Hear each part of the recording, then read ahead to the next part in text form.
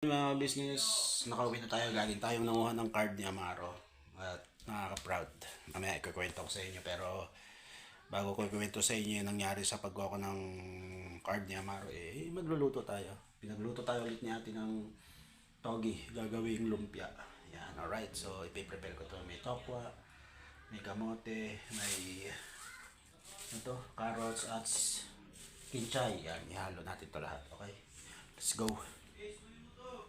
Business, tapos nating i-prepare yung mga halo ng ating gagawing lumpiang togi. So ayan, may sibuyas bawang, tokwa, carrots, may kamuting tayo dito, kamote, at saka yung togi.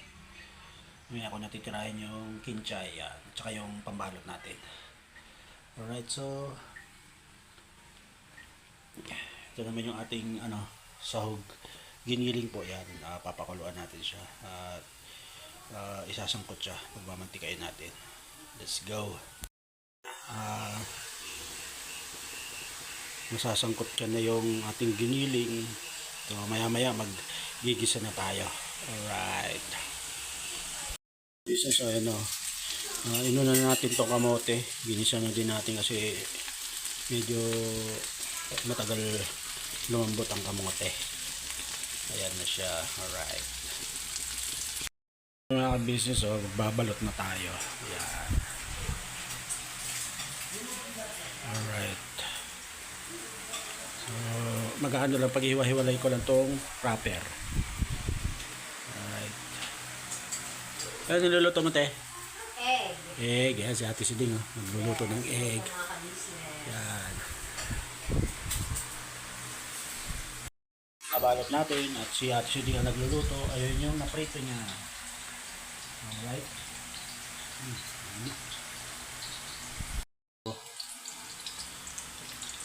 Alright. Lumpiang gulay.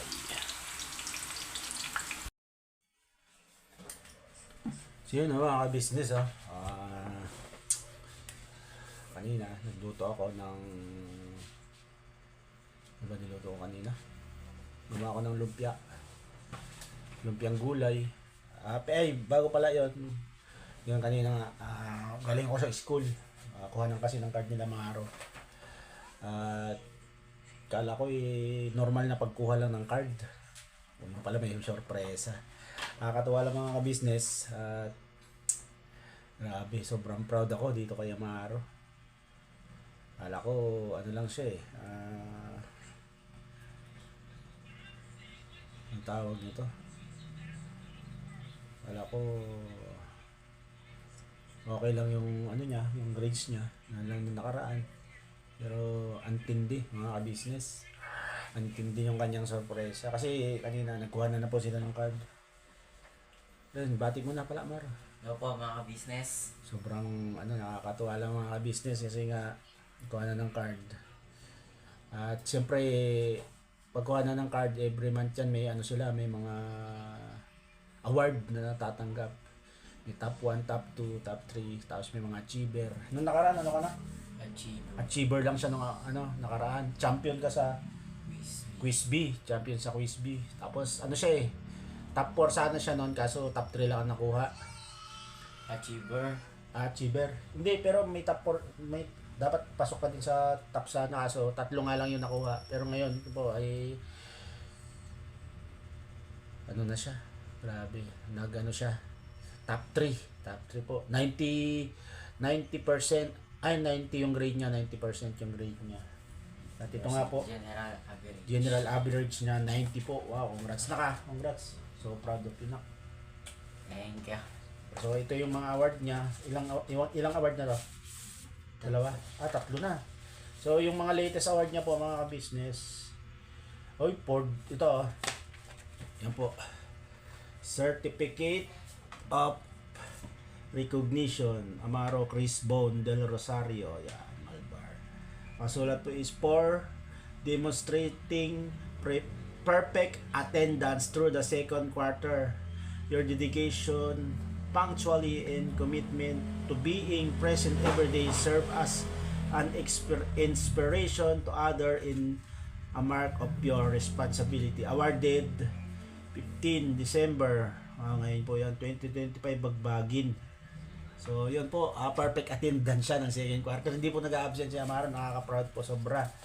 And then, meron pa. Bukod sa ito yung kanyang, ito yun Ano? Achievers. Hindi, yung tapos na natin ano eh. Yung first quarter, ito yung first quarter niya. Nung nakaraan yung nagano siya, pero ito yung kanyang top 3. Wow. Top 3 po. Ito po siya, top 3 siya.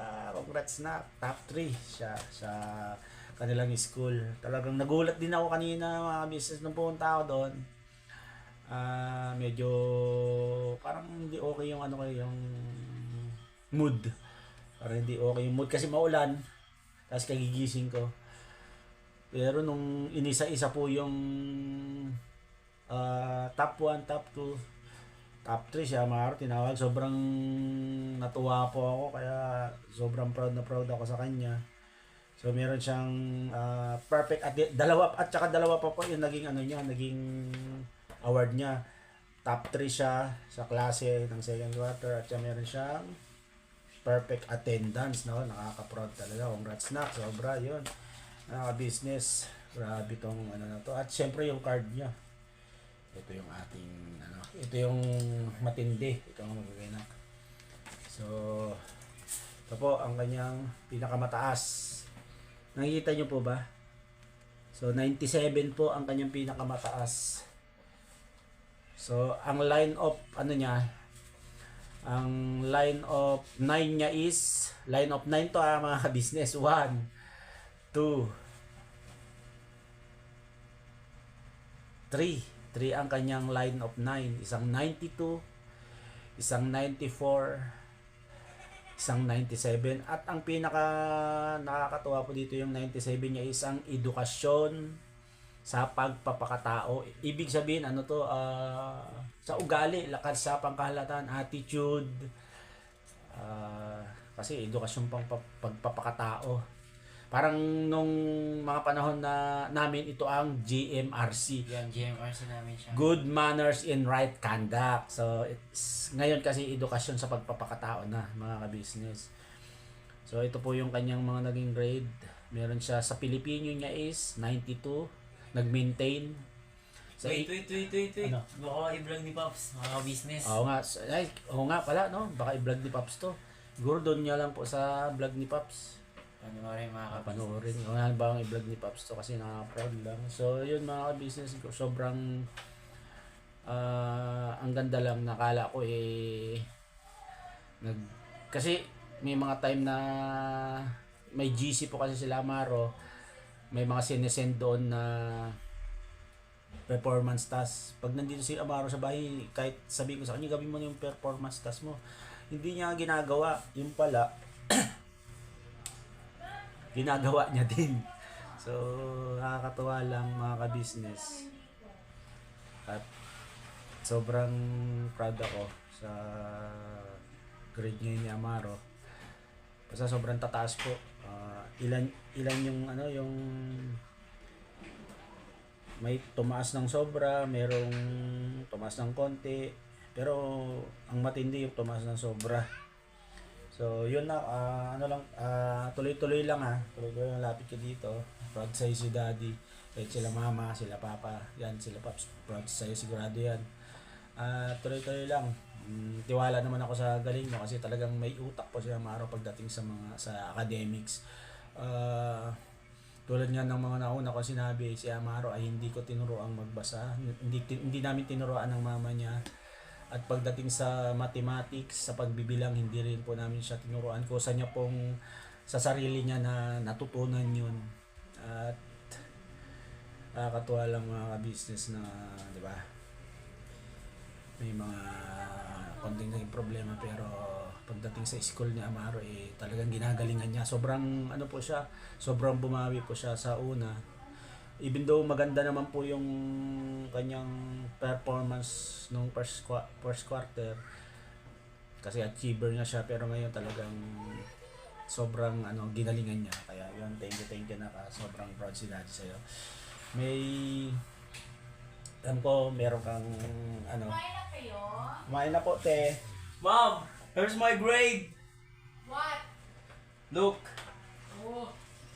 Yun, dali kapakita niya kay ate. So yun lang, nakaka-proud lang mga business. Nak! Pakita sa amin si Amaro si Kulot. May balik ako kayo. Sabi mo na birthday Sino po? Sino po? Balik ako kayo.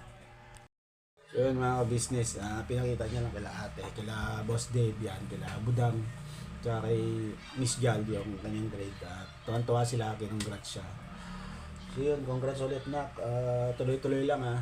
Kasi gumaganong ka na umaangat ka na Yung akala kong nagpapabaya siya sa ano, pero mas ginagalingan niya pa pala. Sobrang proud si daddy sa'yo. Sigurado ako proud din si mama mo dyan at saka yung mga kapatid mo. Siyempre lahat kami sa buong ka-business family proud sa'yo. So yun mga ka-business, ganun lang kasimple muna tong vlog ko at sobrang ano, yung ano mo siguro, gift mo, pag medyo gumanda na lang sa ni daddy kasi babiyahe nga po kami. Yun nga po yung pagpasyal namin sa Zambales kasi ano sila parang bakasyon ng itong December hanggang New Year.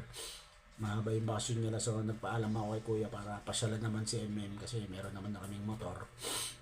At bago yun dadaan na kami ng Pampanga para atinan yung kaarawan ng aking kapatid na si Christina, Christina, yung na-vlog na din ni kuya doon nung nagpunta kami ng birthday niya.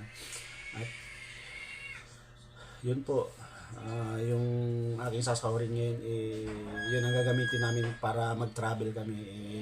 Hindi pa naman po ganun kalaki yung sinasahod ko. Kumbaga siguro pang gasolina lang at pang konting pangkain namin. At siyempre meron din kasi akong pinag-uukulan na may gastusin din si MM doon sa Zambales, na may babayaran siya. So sana sumakto yung magiging sahod ko ngayon tong December para sa aming pag-travel ni Amaro, pagpasyal sa Zambales.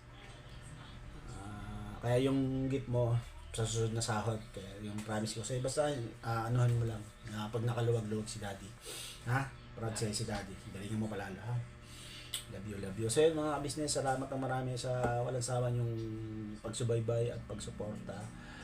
So sana tuloy-tuloy lang po at huwag kayong magsasawa sa mga ganitong simpleng vlog.